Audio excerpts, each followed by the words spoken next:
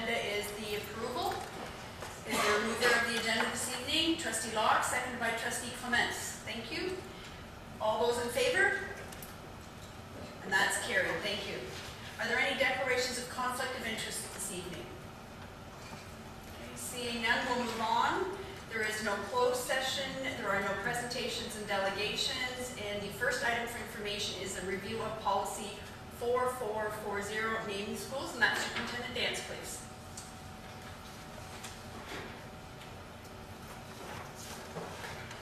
Thank you. Through you, Chair Lloyd. Before trustees tonight is a review of policy, as was mentioned, 4440, naming of schools. Upon review with staff and through the last couple of months and seeing how our policy has served us well, we do not see any need for changing the existing policy. It is in alignment and is current as it stands right now. I'm happy to answer any questions. As I said, we believe that it has served us well in the last couple of circumstances where trustees were able to partake in the naming of, for example, the Orillia Secondary School, the broad consultation that took place there, and Tay Shores Public School, where we had the great interaction with the students from the three schools that are consolidating into one at Tay Shores. Director Wallace, please. Thank you, Madam Chair. And just to remind the table, we bring these back every 3 years, so you might be saying, well, why did you bring this tonight? It's because of the 3-year review in order to keep policies up to date, and that they have been reviewed to make sure that they are current. So that's why it's here today. Thank you. Questions or comments? Trustee Locke, please. Thank you, Madam Chair. I was just wondering for you if we can have a brief discussion on 2.4, the significance of an individual whose national, provincial, or local accomplishments are widely recognized.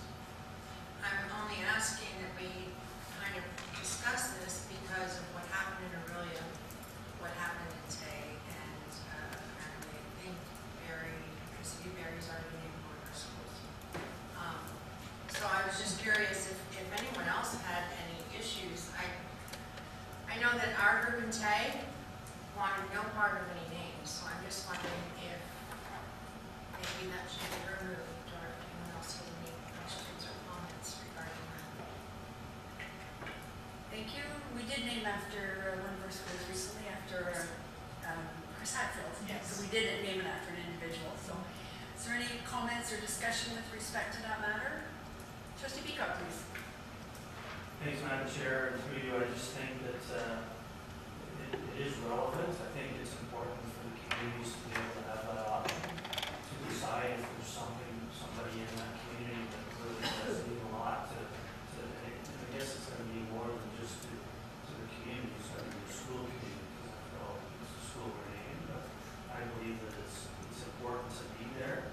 I think all of the naming committees that have taken place so far have really understood the names and the significance of the names that were put forward and recognize that in those particular cases they weren't the right name for the school. And in some cases there's potential to see if there isn't some other way of recognizing those individuals if the school itself isn't named. So I believe that it should be there, but I think it's good. The discretion is with the committee to decide whether it's a valid thing to do or not. Okay, thank you, Trustee Beacock. Any other comments? Trustee Chandler, please. Thank you, through the chair. It says that after broad consultation. Can you define that? Is it a vote or is it consultation, or how is the decision actually made? Through you, Vice Chair, Lloyd, broad consultation amongst the schools, communities, looking through, and I spoke to people from the different communities that had been naming schools in the last little while, as well as staff. The experience we've had over the last several years since this policy came before, so that constituted consultation. Certainly was not a vote.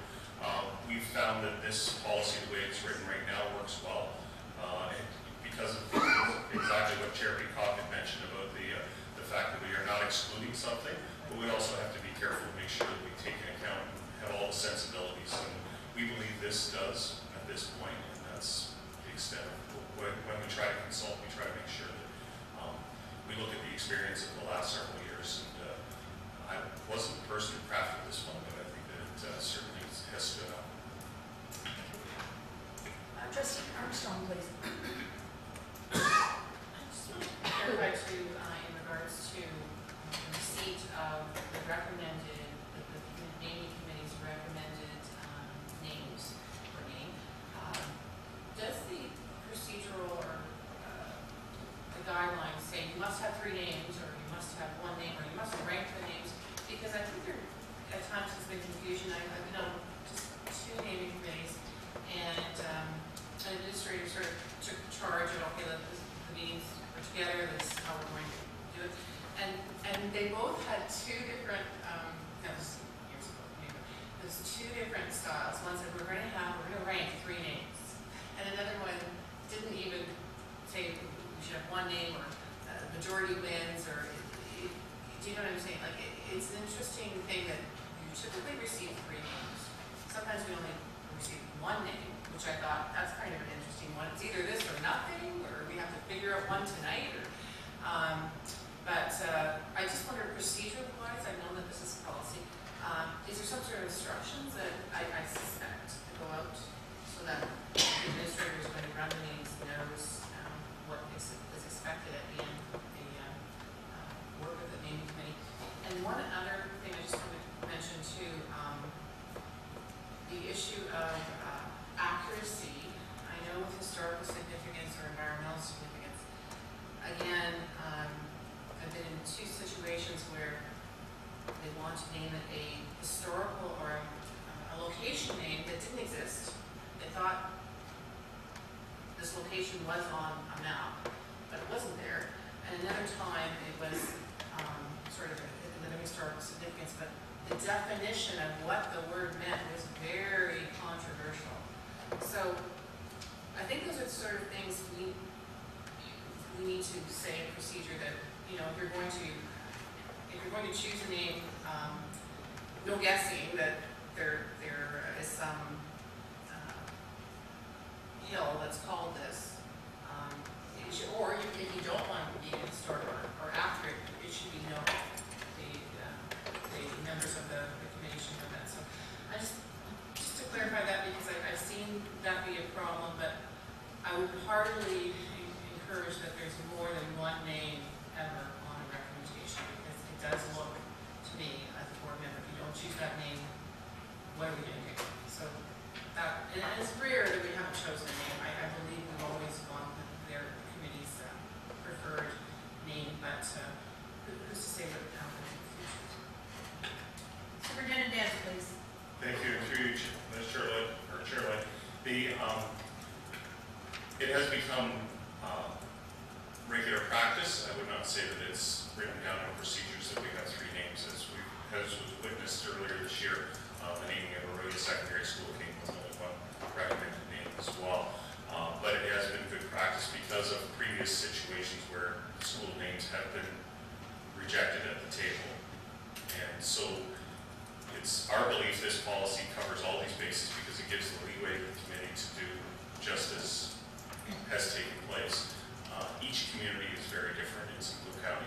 We respect the differences, and I agree it's nice to have choices, but those are the people that are also, that know the community and have, because of the breadth of the group that is discussing the names, we hope we've covered all those different areas. And that is a challenge to do that. And to reference back, Trustee Chandler had asked about broad consultation. That's why the group is as widely based as possible. We really try to ask people to go out to the community and find out exactly what it was. And that's the intent, is to have that sort of discourse in the community. The challenge, of course, is that when a committee comes together and then you want to name a school, there's a pressure to have the school named so that people can rally around and begin to start to talk about it. They'll be doing that very soon in Alcona with Alcona South. But it is important also to give enough time to check the facts on those other aspects of the name. And that's the intent of a committee to meet, is not to rush to a decision, but to go out and have some considered thought before they decide on a final name. Thank you. Any other questions? information in this report that the Business Facilities Standing Committee recommended the board approve that policy number 4440, naming of schools, remain status quo as set out in Appendix A of report number BFD1, review of policy number 4440, naming of schools, dated September 2nd, 2015. Is there a mover? Trustee Locke, seconder, Trustee De Silva. Any questions or comments? Seeing none, call the question. All those in favor? Opposed? And that's carried. Thank you. Okay, that takes us to the two items for information we have this evening. The first one being the contract awards within approved budget, and that's Superintendent Jeffs, please. Thank you, Chair Lloyd, and through you. The report we have before you tonight is the information regarding 7 tender bids that were closed over the course of the summer, so fairly active summer with respect to tenders. For those of you who've had a chance to look at some of the detail, you may have noticed that there were, in 3 different tenders, there were 3 different companies that were disqualified in those tender bids. So with respect to the Twin Lakes Secondary School interior renovation, Silverberg's Contracting did not write the bid amount in words on the tender submission, and that's a violation of tender submission. As a result, they were disqualified. With respect to Oakley Park kindergarten renovation, Dawson Contracting did not identify the number of addenda that they reviewed as part of the tender bid. That's a violation, and they were disqualified. And with respect to Warnica Public School parking lot drainage, Morshells Well and Sons Excavating and Grading did not correctly identify the number of addenda that have been posted, so they're disqualified for that reason. Other than that, I think it's relatively straightforward, and I'd be happy to take any questions. Okay, thank you. Are there questions for Superintendent Jeffs? Okay, seeing none, I think that moves us on to the next item. Thank you. So that takes us to item number 2 under items for information, and that is the South Barrie Secondary School update. And Superintendent Dan, I think that one's yours. Thank you.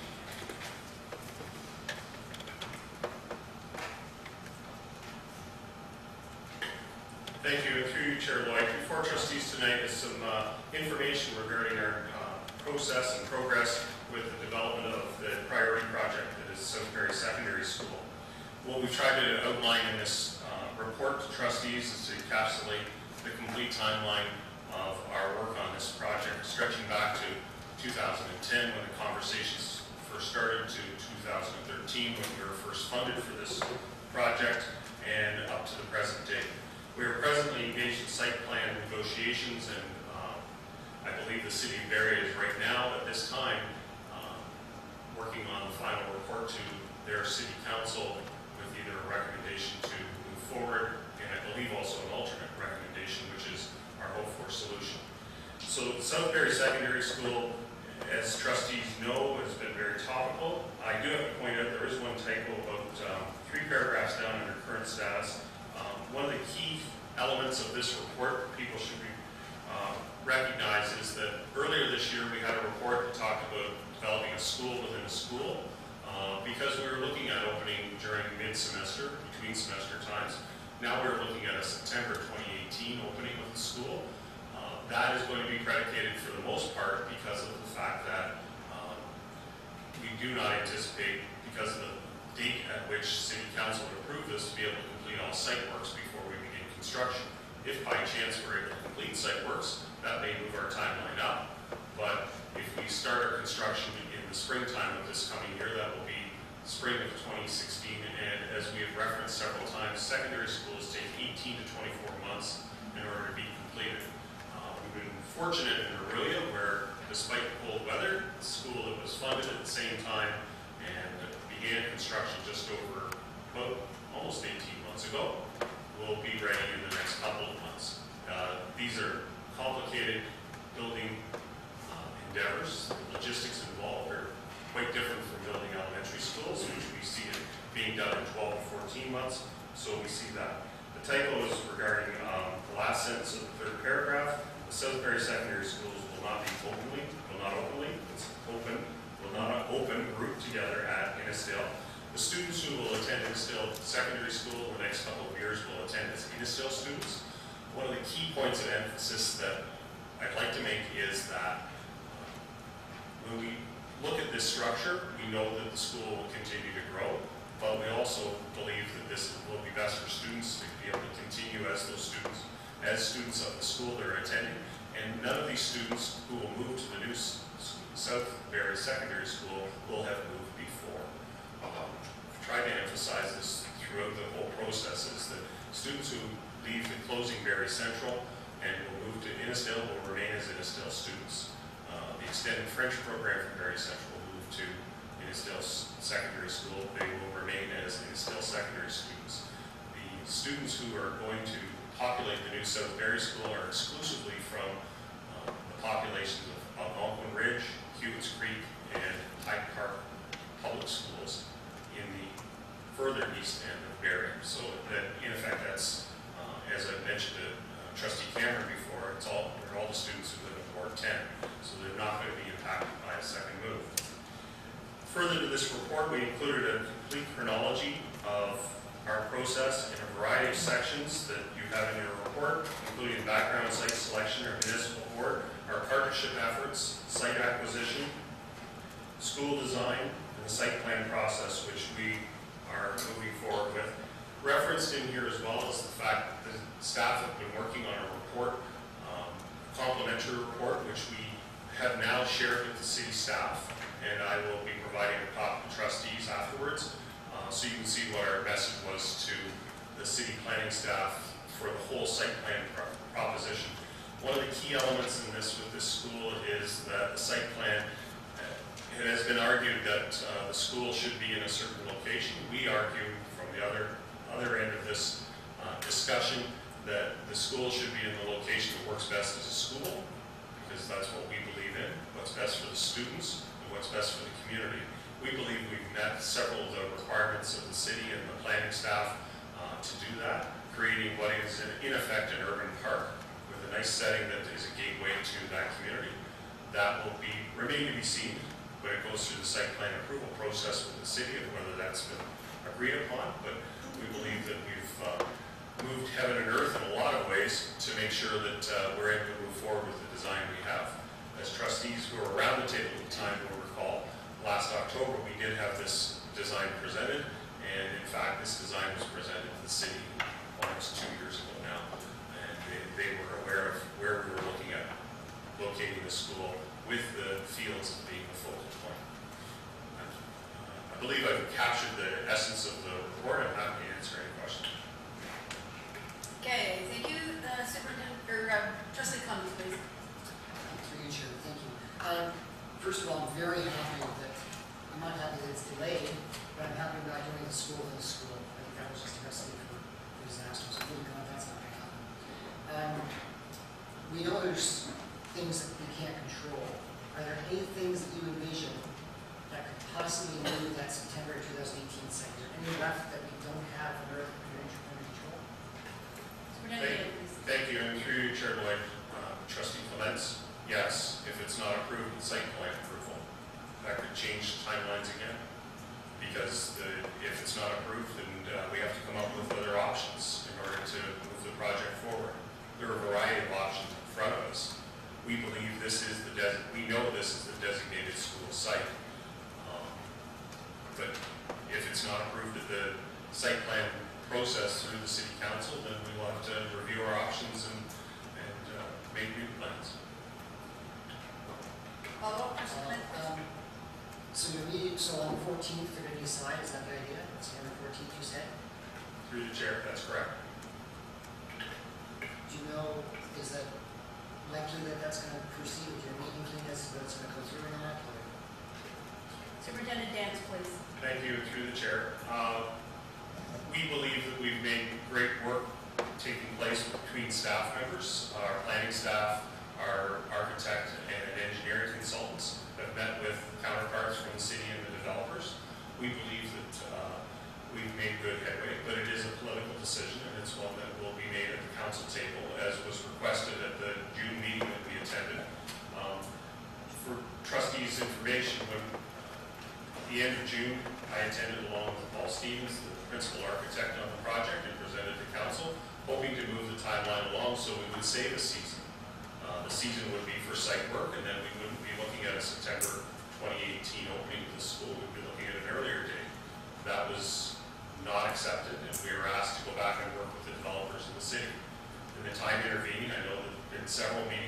staff, and they've been productive meetings. One on June 30th in particular that I was attending, we certainly made our position clear, but we also continue to work with them in a very collaborative way, and we believe that we've made even more headway. But it is a process, and at the meeting we had last December, the public meeting, one of the key elements that we talked about was the site plan process could take from 2 months to 7 months.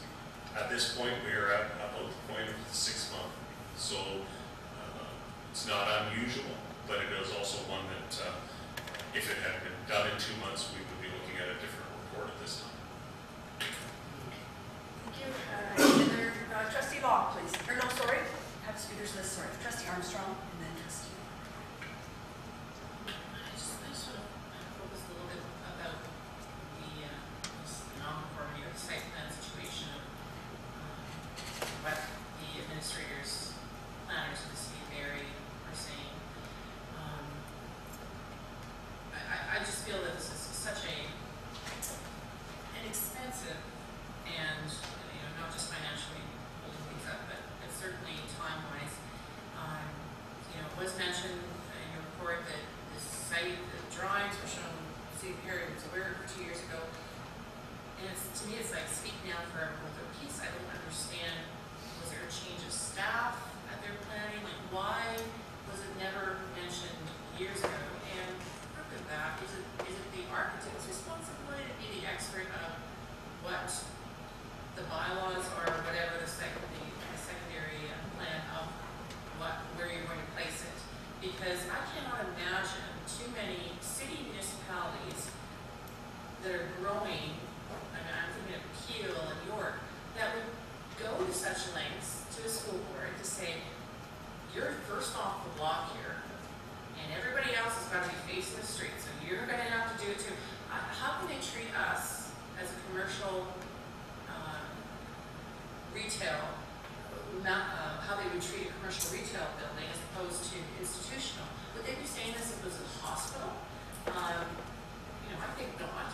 But it just seems very strange that was there staff change. I just want to have some context to this, because this is such an important project. We don't build many high schools. We rarely go into land that doesn't have streets around it. So this is, other than street fronting, but it is so frustrating to think that someone from the City of Barrie could have said something 2 years ago that could have changed how maybe the land purchase or where it would be situated, or it feels frustrating. It almost feels like, oh, let's just buy another piece of land somewhere else and be done with this. And it just, you almost feel at the stage that they're blocking it for no good reason. Let development go through there and wait. It's just a very frustrating situation. So I just want a little bit more context about your opinion of that. And I think, to me, the architect fees should include conformity issues. I don't understand why you ever put a placement with the lay of the geographical site of the plan of land, that you focus on it the way that they did, without knowing that this is not going to be approved. So just a little bit more about that. Superintendent Dan, please. Thank you. Through you, Chair Lloyd. Trustee Armstrong. Very good questions, and I'll try to start with the fact that this is a unique situation. It is a massive secondary plan in the City of Barrie. It is the for development for the city. It and the sale of development on the west side of the 400 for years to come. That is certainly part of the issue here. Also, and Superintendent Jeff shared with you the language of the urban design guidelines last week at board in a different context, and that has to be kept in mind as well. There are urban design guidelines, but they are intended to be flexible. They are intended to be movable. In this case, it's not looking at that, and possibly because we are the first off the mark in this area. But I also have to say that the relationship in a city the size of Barrie and the City of Barrie itself, with developers and the city and ourselves, we are considered to be a developer because we're developing land. At the City Council meeting, the infrastructure meeting that I was part of, and Trustee Clements, Trustee Cameron were there as well. There was considerable questions about have you spoken to the developers about this? Questions about what's the value of having a school there? And one of the developers representing the nearest landowner said, it in fact puts a premium on those lots, so that it's a good thing to have. So in some ways, that's that give and take between those groups that has been there. There has been no staffing change, but getting into the depth of this in the nature of a Hewitt's Creek secondary plan, the size that it is, it begins to become more complicated because there becomes more of a negotiation than anything else. And that's the best way I can try to characterize it, because if the city can get us to do a little bit more and make things a little bit more, then they may not have to do something. And the developers, certainly the conversations I've had with the developers, the planners, they recognize it should be a school, but they look at it as developers. And the one developer's planner had mentioned, usually when a school goes in, it goes into a preset location, certain number of acres, certain location on the property. That's not the case here because, one, we asked for and we expropriated a larger number of acres because of the look of this school and because we knew it was going to be a large high school in the future. We weren't funded for a 1,700 student place school. We were funded for just over 1,000. We know it will be a big school because that's where the development will take place. We also try to put a certain focus on the school with the opportunity to do an artificial track in a central location in Simcoe County and also an artificial field so we could contribute it to the community. I don't believe the communication in some other groups is as connected as ours is between departments, and that may have fallen through the cracks. But it's been very complicated, and it's one that, although it's been frustrating at times, we also see more of what needs to take place, and it will improve our processes as we go forward. With regard to our architect and the conformity, Paul Stevens is well known around the world, in fact, does amazing work, and has a good rationale for why the school is there. He's looking at how the school functions, and he said that to the council committee as well. We're not looking at a building, to reference what you said, a commercial building that's going to back onto the corner. Like exactly kitty corner from our site, there is a little plaza that looks like that. And that's good for certain things. For a school, we don't agree with that. We don't believe that a school should be right up on the corner, one, because of traffic, because we know what parents will do anyway. We reference that. We also don't agree that a school should be there for safety reasons, right on a corner, when we know how busy that road will become. It's an arterial road that is 4 lanes and will be 5. We know it will serve a very large area because Mapleview will have thousands of vehicles going through there. So Paul did speak to that, and he was looking at the function of our school in addition to the fact that we have a almost 26-foot drop from the back corner of our property to the front. He's in effect made the design so that the school is the retaining wall. Why put money into retaining walls when you can put it into the building itself to hold the land back? So that argument certainly makes sense to us, and through our design process, the committee was very involved in knowing exactly why it was set up like that.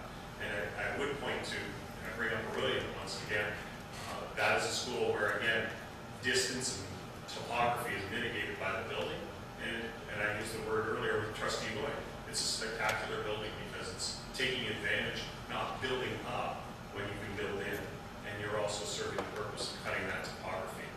That is something with the developers in the area.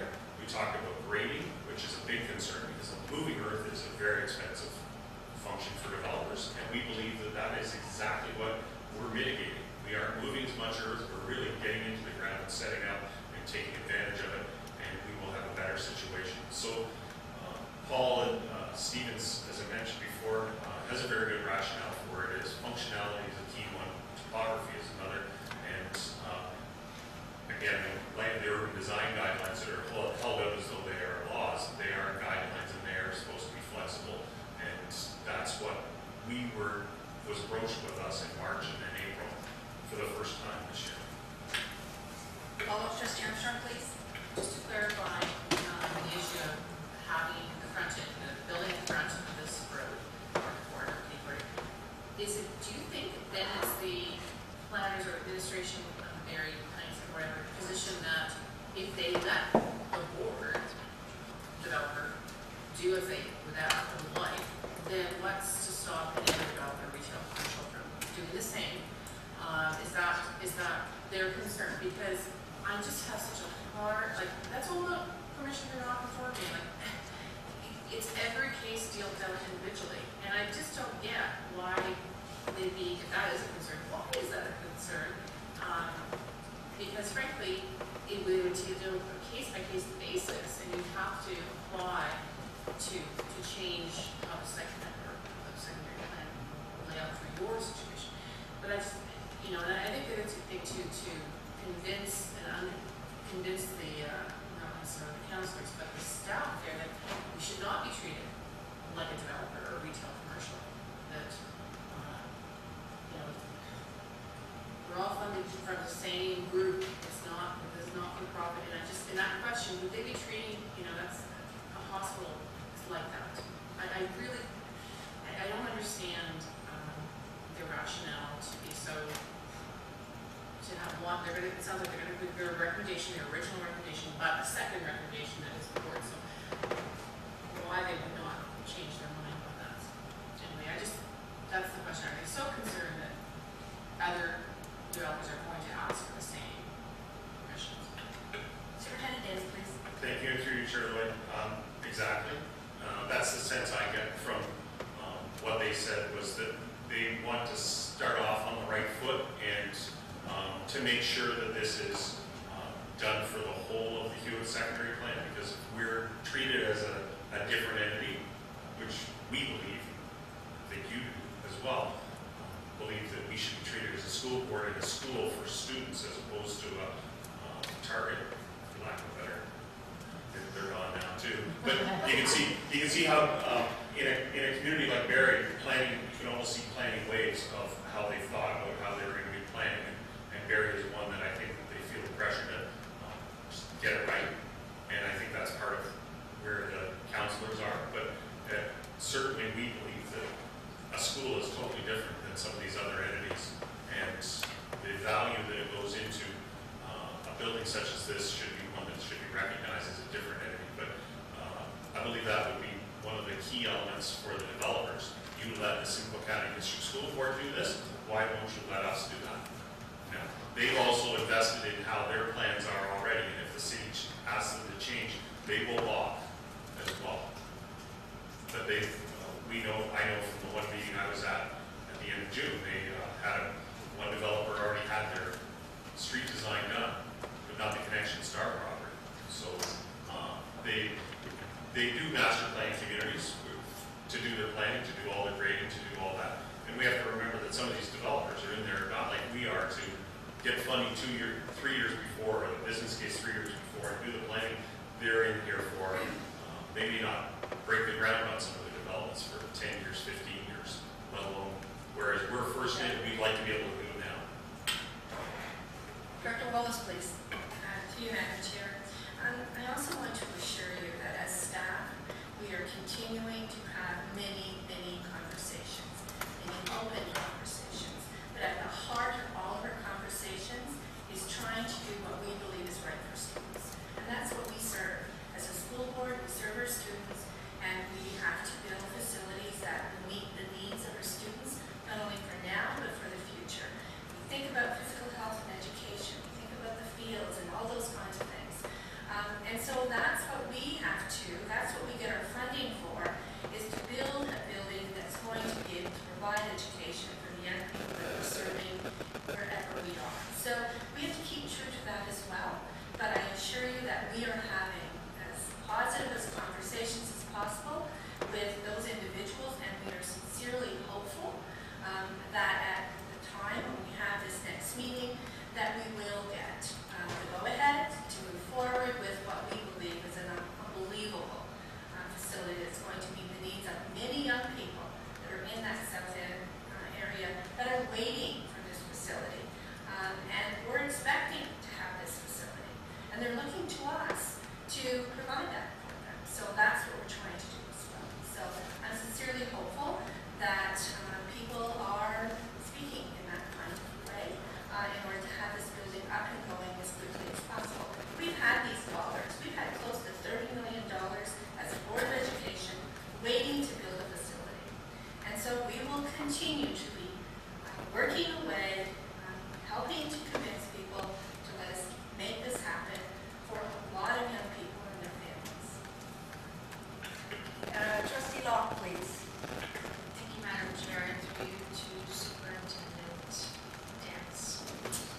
$30 million. Are we ever going to lose it? And is the ministry going to say, let's give it to another community that wants it? Superintendent Dance, please. Thank you. Through you, Chair Lloyd, to Vice Chair Locke. That is something that has come up in conversation. We are concerned about that. They want to see things moving. We try to update the capital planning branch as much as possible to let them know where we're at. Certainly when they look at, and we've had very frank discussions with them, they haven't said they're going to take it away, but we know what the priorities are, and we also know that we would like to get going and show them progress, because other 71 other boards are clamoring for dollars. It's not a, we don't look at this as a threat. We look at this as something that we have a business case that's rock solid for that school based on the populations and projections, the enrollment we already have. As I've said to people before, we have the students in our system already that will fill that school. If you go to Algonquin Ridge, you go to Hyde Park, you go to Hewitt's Creek, you go to cohorts of kindergarten to 100, 120 students. When those students get to grade 8 with the natural expansion of that area, we'll have 140 kids in each one of those groups. They will fill a school within 3 years. And, people don't believe it, but we know that as the area around the new school takes shape, there will only be more students, and there will be more elementary schools there. This is the one high school site that we have on the east side of the 400 in the Hewitt Secondary Plan. We do have another high school site designated on the Salem side, and the lessons we've learned through this will be put into that project as it comes along, which for some of us is maybe 10 years. But we know, and that's the nature of planning in municipalities such as Barrie. Is you don't look at a horizon that's a 3-year horizon or a 5-year horizon. You're looking at a 10, 15, 20-year horizon on some of these projects, and we can see. No, if you'd gone to the area of Mapleview 15 years ago, you wouldn't believe that there were that many number of houses there now. And that's the way cities grow. They grow by expanding. They also have to keep up with their infrastructure, and that's why the ministry expects intensification. But intensification, in the case of the City of Barrie, has not brought more students into older areas. Okay, Trustee Akins, please. Thank you through the chair to Superintendent Dance. Now that the school has been officially delayed until September 2018, what is going to happen with the staffing at Barrie Central? It says under next steps that they're welcome to collaborate with the staff at Innisdale for the children's transition, but what happens to the staff as of 2016? Thank you, and through you, Chair Lloyd, I'll defer to Associate Director Mediski, but it is a school that is closing, and that will be governed for the most part, I believe, by the collective agreement that the staff have. Thank you, and through the chair to Trustee Akins, at this time, as Superintendent Dance has mentioned, we'll be following the provisions of the collective agreement, which talks about surplus and redundancy, and those things will follow through. It is definitely a subject of negotiations at this time with the new school facility around staffing, but at this time, the only language that we have is around surplus and redundancy, and that is based on what's here. Thank you. Trustee Beacock, please. Thanks, Madam Chair, and through you, Superintendent Dance. We know that the other two schools funded at the same time are going to open over the next few months. One of them was $27 million. We had to tear down an old school first and relocate those students. The other school is in Bradford. We had to obtain property first and then move forward with the construction, and that school is going to open. Trustee Sept probably knows what that would mean, but it's going to open in the next few months, I'm assuming, as well.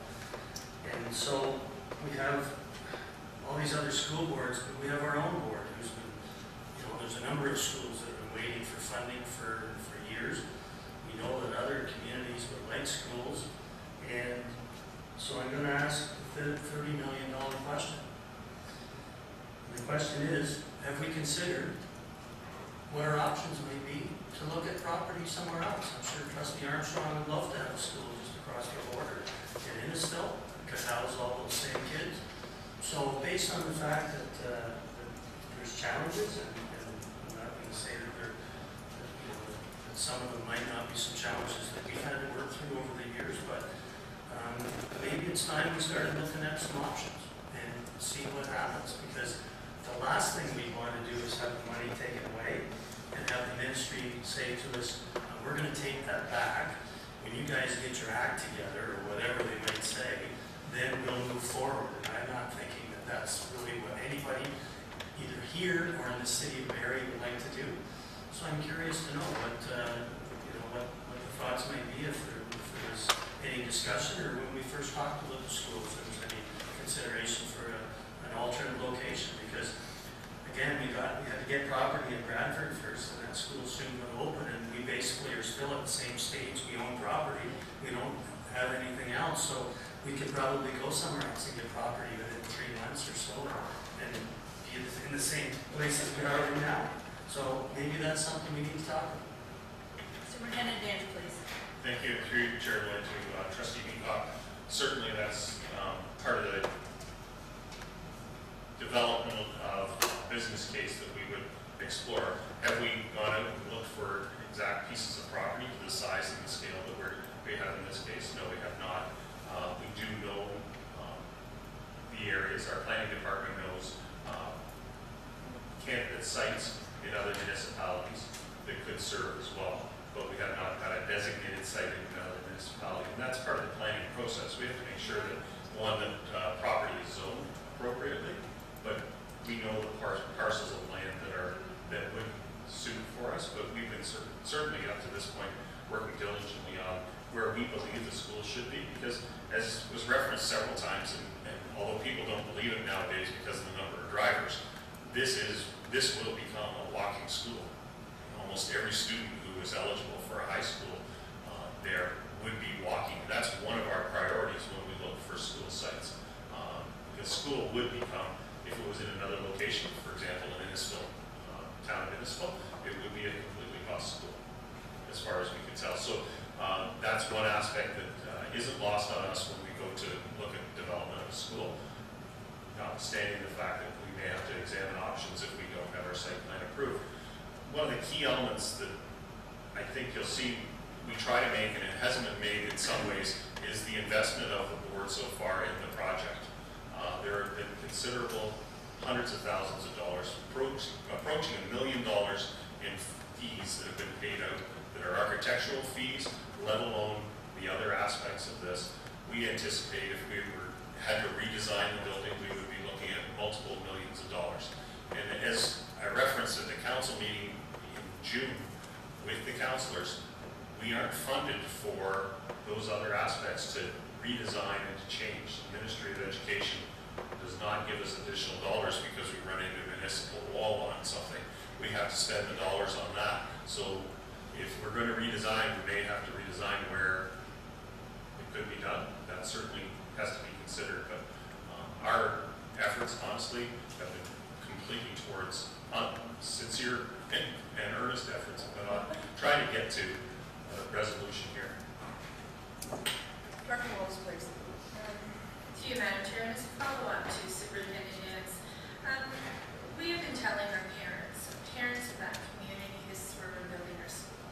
And again, I come back to, as a school board, who are we responsible to? Is to our parents and to our students of that community, and what the messaging is that we've been giving to them. And so it would be my sincere hope that working together with the city, that we can get to a resolution as quickly as possible so that we can move forward. And that's what we've been working at diligently for the last few months. And I am sincerely hopeful that we can move this forward. Absolutely, the intent was to build a school so that it would be near the families that it's going to serve. And that's why we chose where we did. That's why we purchased this land.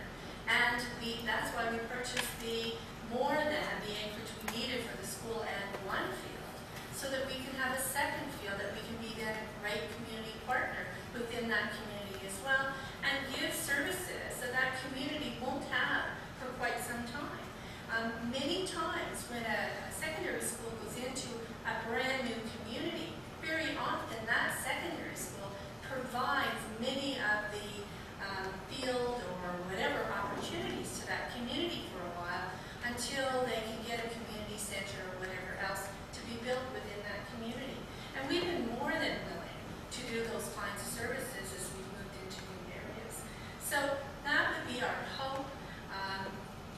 Absolutely, we have some other avenues. I think the ministry is certainly aware of all the efforts that are going on.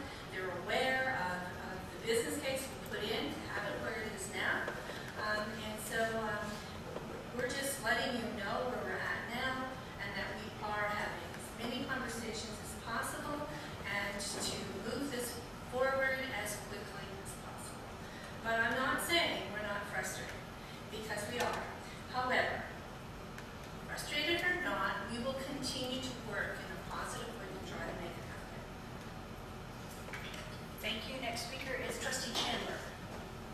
Thank you, through the chair.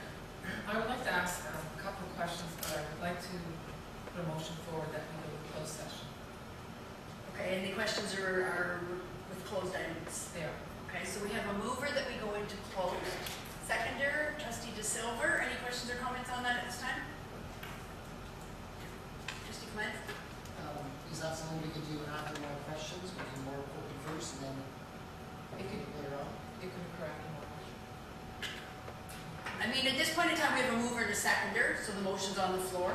So at this point then, I'm going to call the question. All those in favor of going into closed at this point in time? And opposed? Okay, and that carries. So we are going into closed session at this time.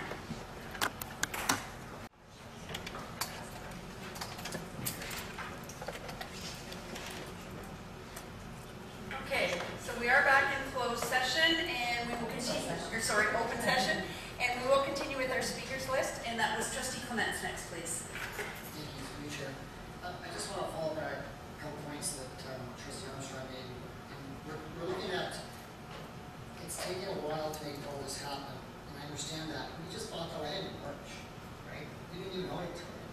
So even though that we presented plans 2 years ago to the area, why would we even look at them if we didn't own the land?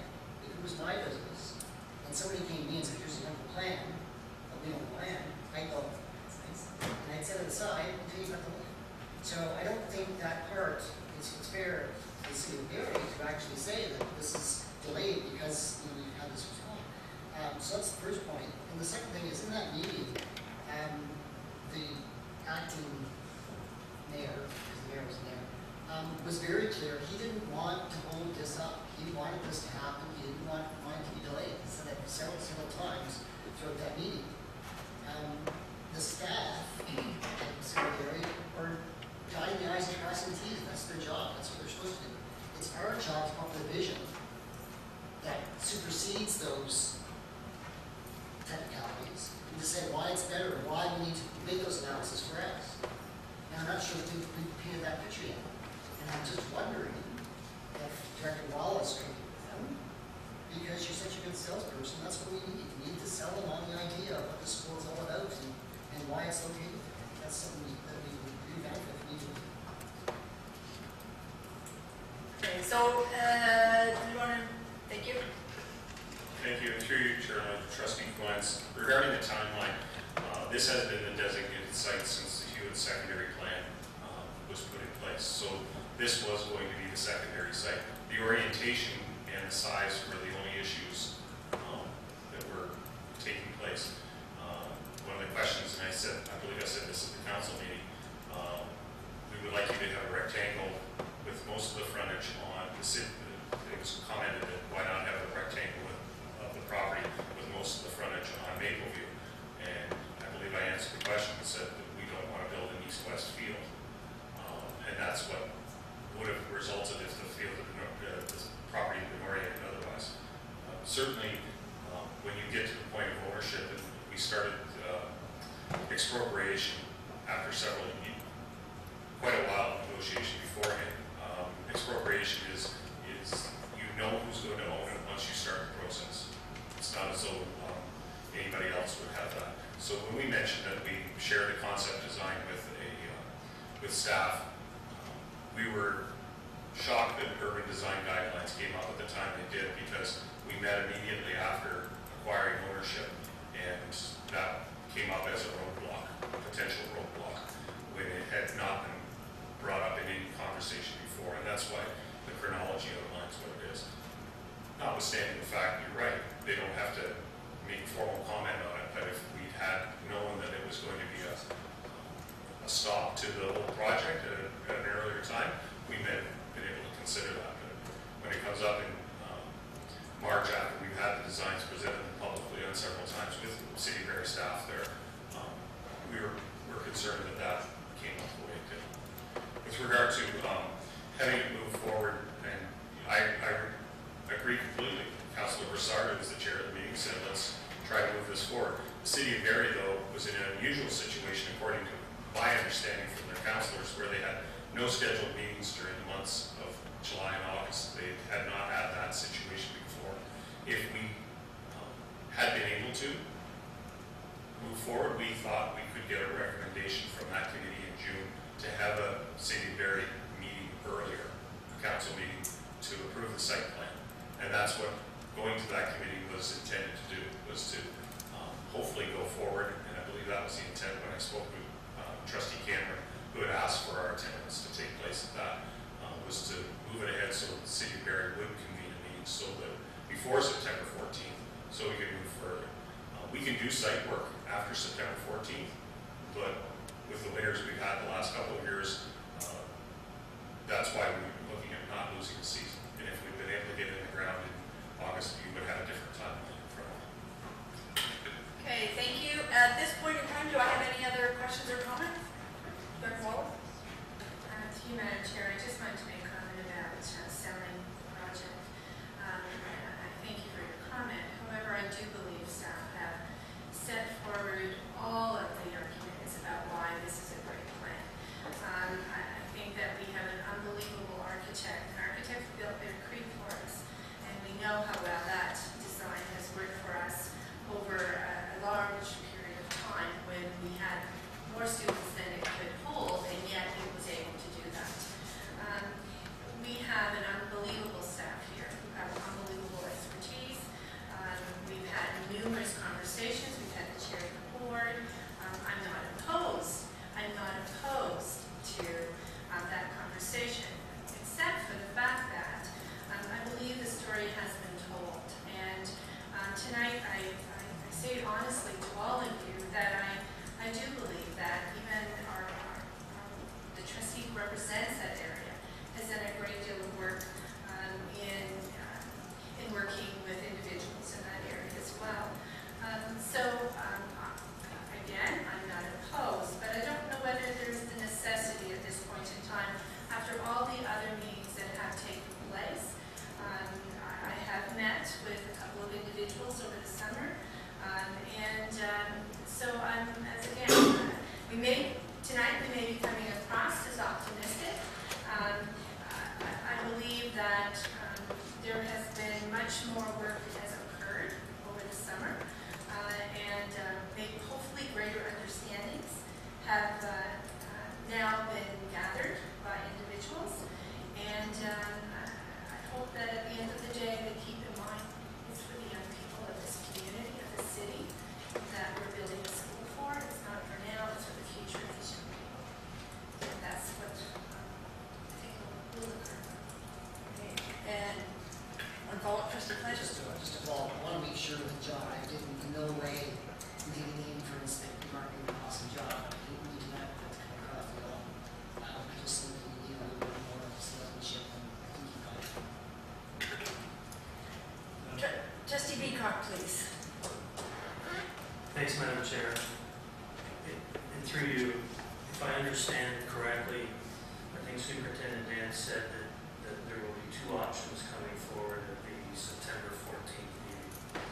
And so the second option, the first option, I'm assuming, I've actually watched the video a few times. It was sent to us about that meeting. It's very enjoyable. And the meeting, the discussion was from Councillor Brassard that him and the mayor would talk, and actually they could call them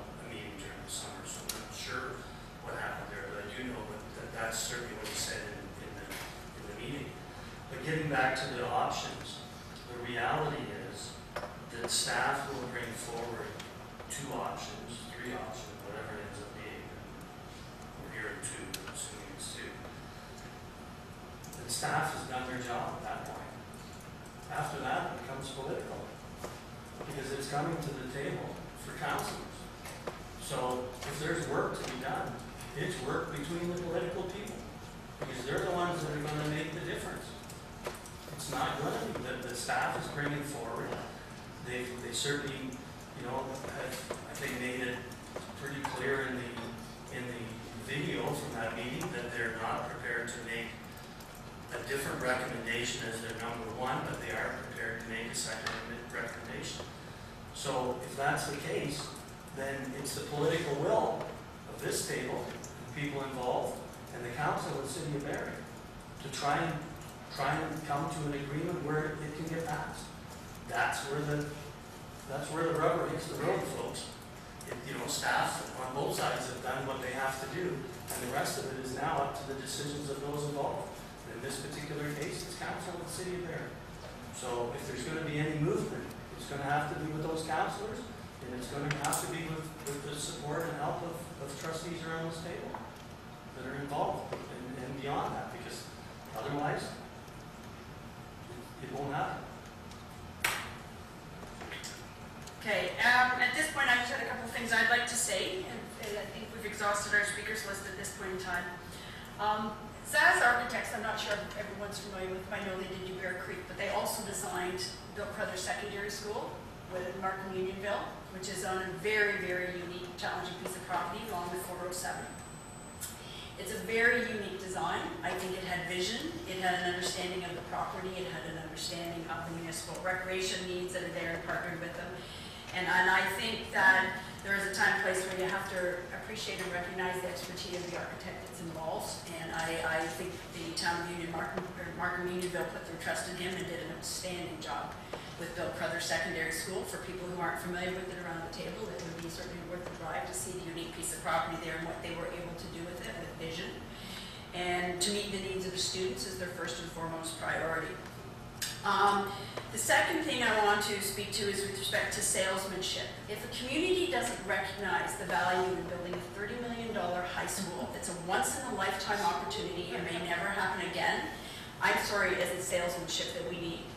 And I think the fact that if we have to sell this and people don't appreciate it and understand that, there are many communities that they're lining up for this money. We have 3 within our own board who would be forever grateful if we were ever to put money into those high schools. One of them being Umbel, one of them being Stainer, and Wasaga Beach, who's come to this table before offering us $3 million if we build them a high school.